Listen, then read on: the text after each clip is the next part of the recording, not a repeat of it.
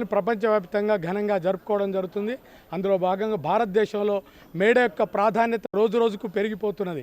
కారణం ఏమిటంటే ఏ హక్కుల కోసం అయితే ఆనాడు 1886లో చికాగో నగరంలో పోరాటం సాగించారో, రక్తతర్పణ చేశారో, ఆ రోజు సాధించుకున్నటువంటి హక్కుల్ని ఈరోజు భారతదేశంలో కేంద్రంలో అధికారంలో బీజేపీ ప్రభుత్వం కాలరాస్తున్నది.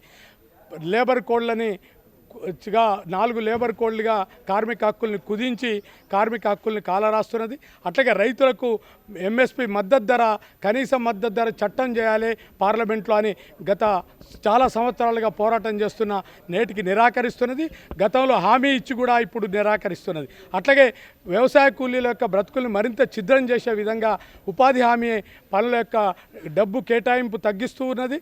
అట్లాగే పని దినాలు రోజు రోజుకు తగ్గిపోతున్నాయి. 100 రోజుల పని అంటే 45 రోజులకు వచ్చింది. అది ఆ కూలీ కూడా 216 రూపాయలు, 218 రూపాయలు మాత్రమే పడే పరిస్థితి ఉంది.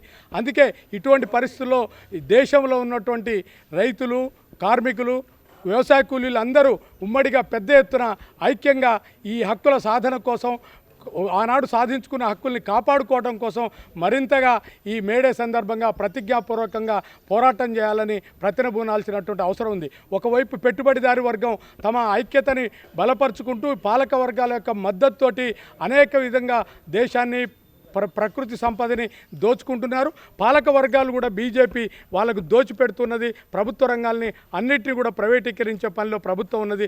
అందుకే ఈ పాలక వర్గాలు, పెట్టుబడిదారు వర్గం ఐక్యంగా ముందుకొస్తున్న సందర్భంలో కార్మికులు, కర్షకులు, అట్లాగే వ్యవసాయ కూలీలు అందరూ ఐక్యంగా వారికి వ్యతిరేకంగా మరింత ఐక్యమై ఈ సందర్భంగా మేడేని ప్రతిష్టాపూర్వకంగా తీసుకొని తప్పకుండా మన హక్కుల సాధన కోసం ఐక్యంగా ముందుకు వెళదామని నినదించి ప్రతిజ్ఞ తీసుకోవాల్సిన అవసరం ఉంది. ఆ రకంగా ఈ దేశ ప్రజలందరూ కూడా దీన్ని గుర్తించాలని ప్రజల్ని, కార్మిక వర్గాన్ని, అట్లాగే రైతాంగాన్ని, వ్యవసాయ కార్మికులకు విజ్ఞప్తి చేస్తున్నాం.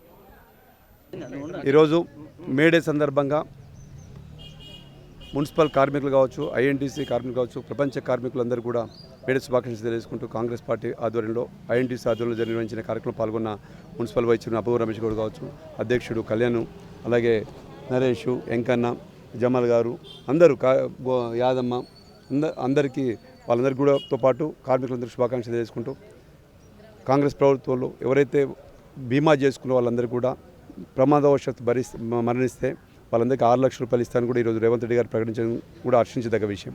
అలాగే అంగవైకల్యం చెందినట్టయితే ప్రమాదవశాత్తు జరిగినప్పుడు, అంటే ఉద్యోగులు వాళ్ళు డ్యూటీలు ఉండి చేసినప్పుడు 4 లక్షల రూపాయలు కూడా ఇస్తానని ప్రభుత్వం ప్రకటించింది. వారికి కూడా కాంగ్రెస్ ప్రభుత్వానికి కృతజ్ఞత చేసుకుంటూ ఐఎన్టీసీ తరఫున మనం ఎప్పుడు పేద ప్రజలు కావచ్చు, కార్మికులు కావచ్చు, మరీ ముఖ్యంగా మున్సిపల్ కార్మికులు ఈరోజు మన ఇళ్లలో మన చెత్త ముట్టుకోవడానికి కూడా బాధపడుతుంటే వాళ్ళు రోడ్డు మీదకి వచ్చి వాళ్ళు నైట్ అనక పగలనక పొద్దున ఆ చెత్త చూస్తే దాదాపు దాని దగ్గర పోతే మనకు జ్వరాలు వచ్చే విధంగా ఉంటాయి. కానీ నల్గొండ మున్సిపాలిటీని మొత్తం క్లీన్ చేసుకుంటూ వాళ్ళు కష్టపడుతూ కార్మికులందరూ వాళ్ళ బాధ్యత నిర్వర్తిస్తూ ఉన్నందుకు నల్గొండ కాంగ్రెస్ పార్టీ పక్షాన మున్సిపల్ కార్మికులందరూ కూడా మేడే శుభాకాంక్షలు తెలియజేస్తున్నాయి సందర్భంగా. Thank you. For more videos like this, subscribe Big TV channel.